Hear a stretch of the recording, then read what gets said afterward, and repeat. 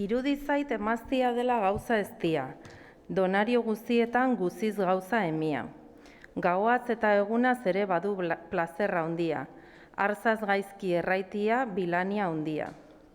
Munduian ez da gauzarik hain eder plazentik, nola emaztia gizonaren petik buluzkorririk, besobiak zabaldurik dago errendaturik, gizonerrek dagiela arzaz nahi duienik.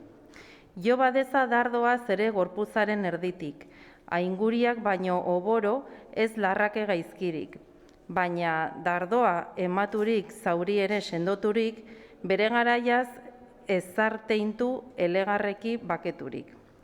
Nor da gizon modorroa arzaz horiteztena, eta gero alakoa gaizerraiten duiena.